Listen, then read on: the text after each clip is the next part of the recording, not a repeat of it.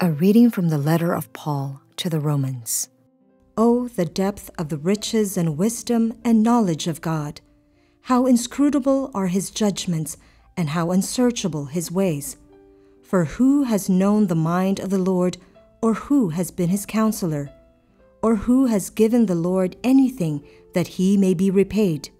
For from him, and through him, and for him are all things. To him be glory forever. Amen. The word of the Lord. Our second reading for this Sunday is taken from the letter of Paul to the Romans. We have been reflecting on the mystery of God's calling directed to us human beings. God knows who we are. God knows of what stuff we are made, for we are God's creatures. But in God's mysterious ways, God entrusts to us a share in His saving plan. In the first reading, we find this mysterious person, Eliakim, chosen by God to administer God's people, giving him authority, giving him the robes, signifying his new identity and his status, dignity.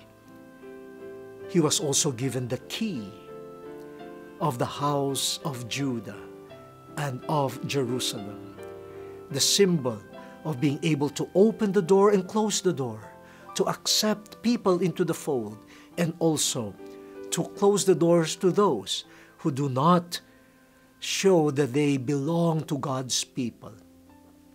This is a mysterious calling received by someone who is a regular person like us, yet bearing a responsibility, an authority that could come only from God. This mysterious calling of Eliakim has been experienced by St. Paul as an individual. But St. Paul marvels at the mystery of God's calling, directed not only at individuals, but at peoples.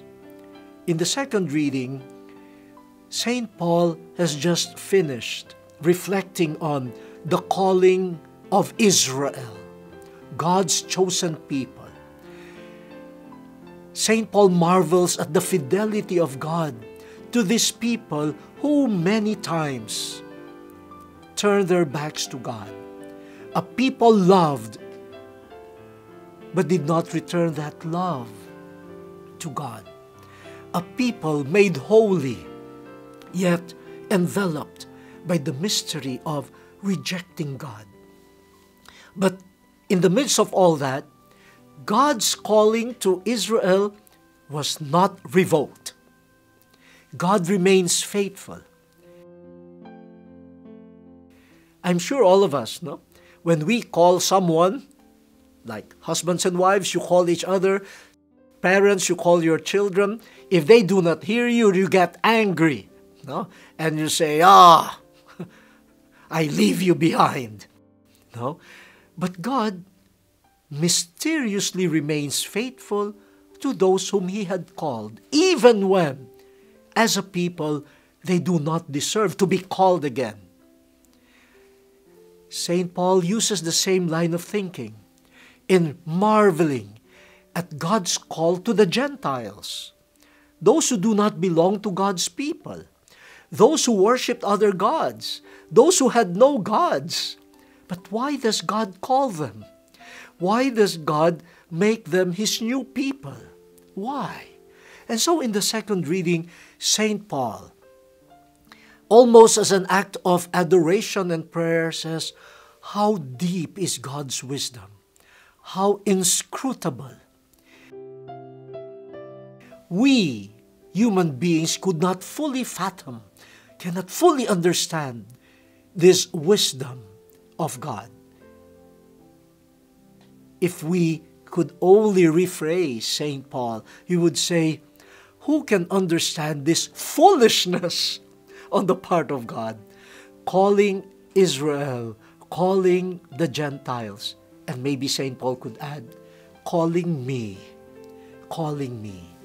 But the call of God originates from this wisdom, this knowledge, this love that will remain a mystery to us.